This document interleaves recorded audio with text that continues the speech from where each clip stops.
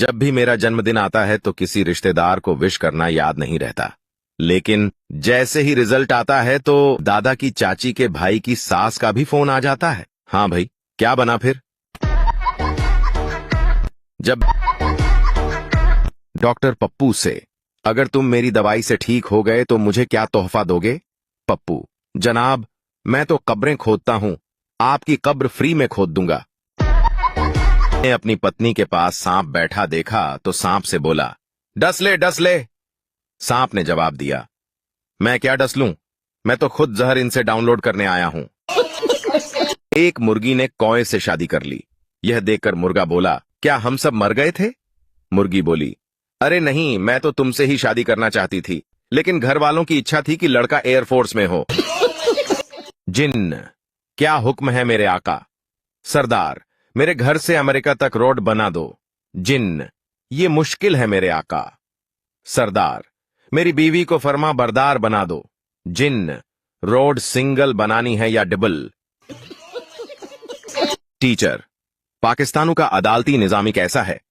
शागिर्द, पाकिस्तान में दो तरह के अदालती निजाम हैं, एक फौजी निजाम, दूसरा मूजी निजाम। उस्ताद, वो कैसे? शागिर्द, बंदा लटकाना हो तो फौजी अदालत में भेज दो, अगर केस लटकाना हो तो मूजी अदालत में भेज दो। शहर आए और किसी गांव में 5 दोस्त रहते थे जिनकी आपस में गहरी दोस्ती थी। एक दिन वह शहर आए और दोपहर का खाना ठीक ठाक मजे से खाया। जब बिल देने की बारी आई तो सब आपस में एक दूसरे से कहने लगे, यार बिल मैं दूंगा। दूसरे ने फौरन कहा, नहीं मैं दूंगा। तीसरे ने भी असरार किया, बिल मेरी तरफ से होगा। और यों ये बहस चलती रही।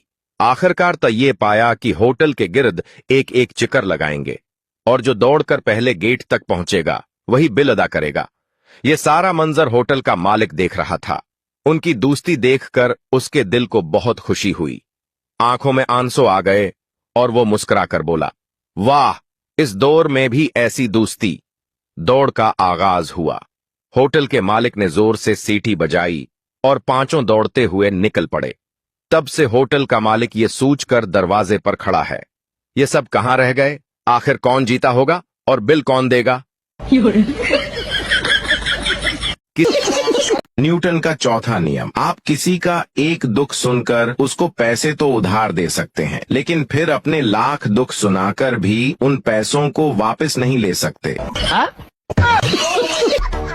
टीचर पठान से बोली, 2 में से 2 निकले तो बाकी क्या बचा? पठान बोला, हमको सवाल समझ में नहीं आया। टीचर बोली, मिसाल के तौर पर तुम्हारे पास 2 रोटियां थीं और वो तुमने खा लें, तो बाकी क्या बचा? पठान बोला, सालन। किथे तू?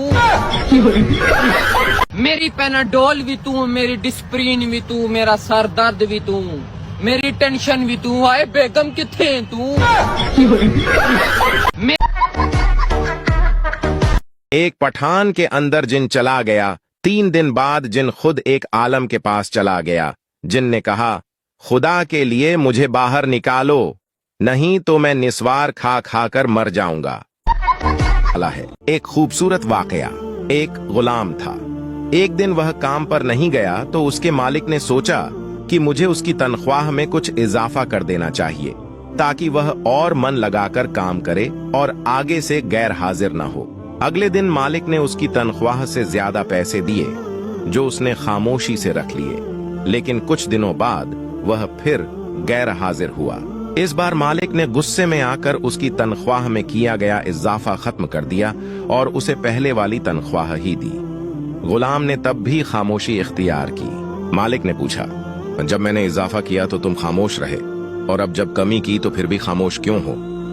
तब गुलाम ने जवाब दिया, जब मैं पहले दिन गैर हाजिर था तो उसकी वजह बच्चे की पैदाइश थी और आपकी तरफ से तनख्वाह में इजाफे को मैंने वो रिज्क समझा जो वह अपने साथ लेकर आया, और जब मैं दूसरी बार गैर हाजिर था तो उसकी वजह मेरी माँ की मौत थी और आपकी तरफ से तनख्वाह में कमी को मैंने वो रिज्क समझा जो वह अपने साथ वापस ले गई। तो फिर मैं उस रिज्क के लिए क्यों परेशान हूँ जिसका जिम्मा खुद अल्लाह ने उठाया हुआ है। एक खूबसूरत सबक। रिज्क देने वाला अल्लाह है और वही सबसे बेहतरीन इंतजाम करने वाला है। एक